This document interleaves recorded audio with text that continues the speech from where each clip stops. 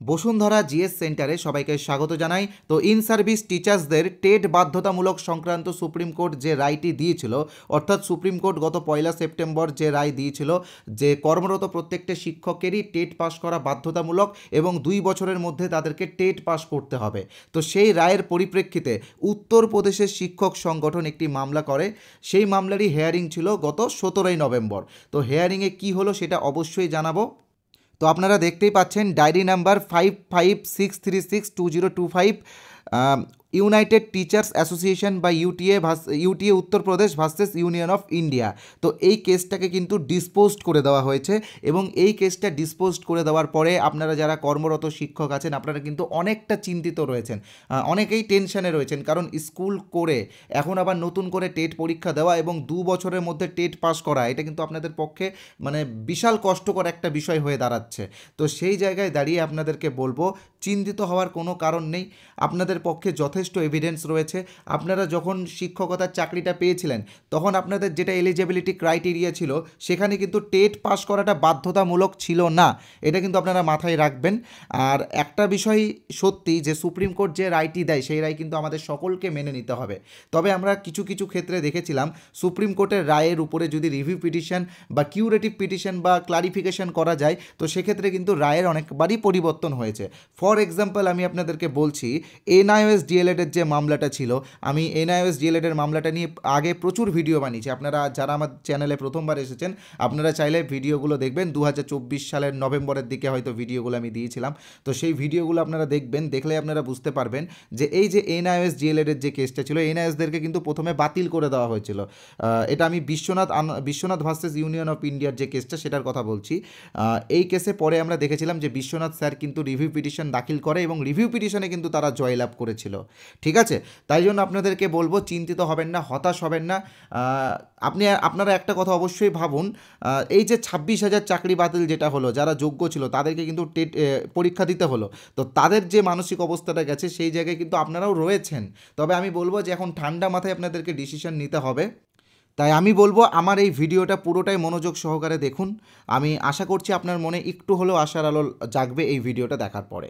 তো এখানে প্রথমে যে বিষয়টা আমি আলোচনা করব, কর্মরত শিক্ষকদের কি সত্যিই আবার টেট পরীক্ষা দিতে হবে? তবে তার আগে আমি জাস্ট জানাবো কর্মরত শিক্ষকদের এখন কি প্রস্তুতি নেওয়া উচিত কি না। দেখুন, একটা বিষয় আপনারা মাথায় রাখবেন, এটা হচ্ছে সুপ্রিম কোর্টের রায়। এই রায় কিন্তু মানে এই যে রায়টা দিয়ে দিয়েছে এই রায়টা কিন্তু সহজেই পাল্টায় না, তবে এমনটা না যে পাল্টাবে না।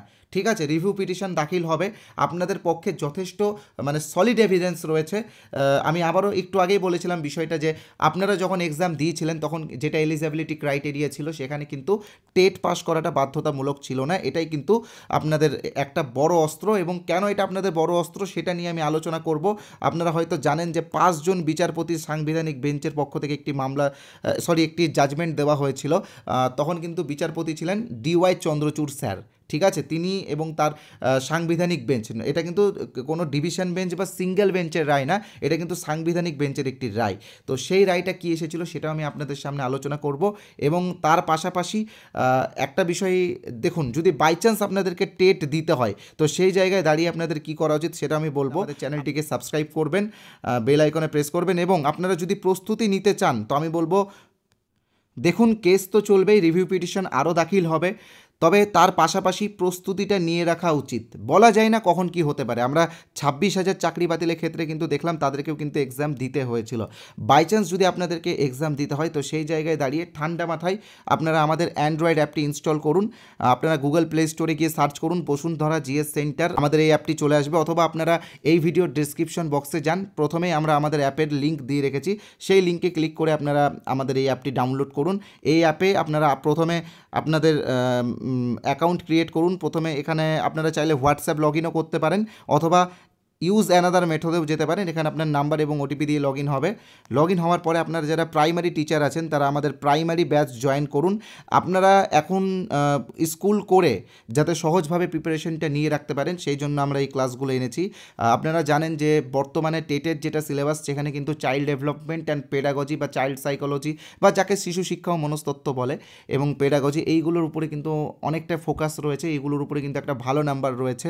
তো এইগুলো আমি খুব সহজভাবে আপনাদের আপনাদেরকে শিখিয়েছি। আপনারা এখানে ক্লিক করার পরেই হয় যারা আপারে আছেন তারা আপারে আসবেন, যারা টেটে আছেন বা প্রাইমারি টেটে যারা আছেন তারা টেট ব্যাচে আসবেন। ক্লিক করার পরে কিন্তু কিছু ফ্রি কন্টেন্ট আপনাদের জন্য আমরা দিয়েছি, সেই ফ্রি কন্টেন্ট বা সেই ফ্রি ক্লাসগুলো দেখুন, তারপরেই কোর্সে জয়েন হন। আগে জয়েন হতে হবে এরকম কোনো ব্যাপার নেই, আপনাদের জন্য আমরা এই কোর্সটা এনেছি যাতে আপনারা সহজভাবে শিখে রাখতে পারেন। আর তার পাশাপাশি কেস অবশ্যই চলবে। আমরা চাই যাতে আপনাদের টেটটা যেন না দিতে হয়, তার কারণ একটাই, যখন আপনারা যখন চাকরিটা পেয়েছিলেন তখন যেটা এলিজিবিলিটি ক্রাইটেরিয়া ছিল সেখানে কিন্তু কোথাও বলা ছিল না যে টেট বাধ্যতামূলক। এবার আমি আসবো সাংবিধানিক বেঞ্চ কী রায় দিয়েছিল সে গত একটি মামলার ক্ষেত্রে। মাননীয় প্রাক্তন বিচারপতি DY চন্দ্রচূড় স্যারের সাংবিধানিক বেঞ্চ যে রায়টা দিয়েছিল সেটা নিয়ে এবার আমি আলোচনা করব। তবে আমি বলে রাখি, আপনারা যদি প্রস্তুতি নিতে চান তো আপনারা ইমিডিয়েটলি আমাদের অ্যান্ড্রয়েড অ্যাপ বসুন্ধরা GS সেন্টারটা ডাউনলোড করে নিন। এটা আমাদের অ্যান্ড্রয়েড অ্যাপ, দেখুন লোগো দেখা যাচ্ছে, এই অ্যাপটা। ওকে, এটা ইনস্টল করে আপনারা প্রস্তুতি নিন এবং তার পাশাপাশি যেটা হবে দেখা যাবে। আমাদের হোয়াটসঅ্যাপ গ্রুপটি অবশ্যই জয়েন হবেন। হোয়াটসঅ্যাপ গ্রুপের লিঙ্কও ডেসক্রিপশন বক্সে দেওয়া আছে। এই হোয়াটসঅ্যাপ গ্রুপেই আমরা আপনাদের এই ইন সার্ভিস রিলেটেড যে মামলাগুলো হবে বা আগামী দিনে যে কেসগুলো হবে সেইগুলোর আপডেট আমরা এখানে দেবো এবং প্রস্তুতি বিষয়ক সংক্রান্ত আপডেটও দেবো। ওকে, দেখুন আমি আপনাদেরকে একটা বিষয় জানিয়ে রাখি।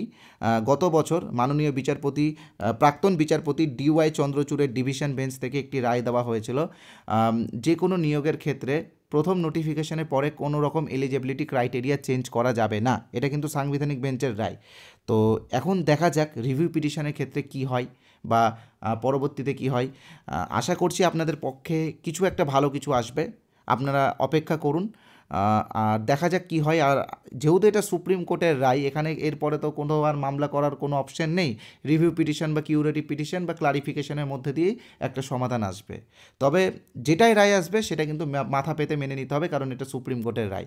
তাই আমি আবারও বলবো, কেসের মতো চলছে চলুক। আপনারা যারা প্রিপারেশনটা নিয়ে রাখতে চান তারা অবশ্যই প্রিপারেশনটা নিয়ে রাখুন। ধন্যবাদ আজকের এই ভিডিওটা দেখার জন্য। পরবর্তী আপডেটগুলো আমরা আমাদের হোয়াটসঅ্যাপ গ্রুপে দিতে থাকবো। আপনারা অবশ্যই আমাদের হোয়াটসঅ্যাপ গ্রুপটা জয়েন করুন। হোয়াটসঅ্যাপ গ্রুপের লিঙ্ক আমি ডেসক্রিপশন বক্সে দিয়ে দিয়েছি।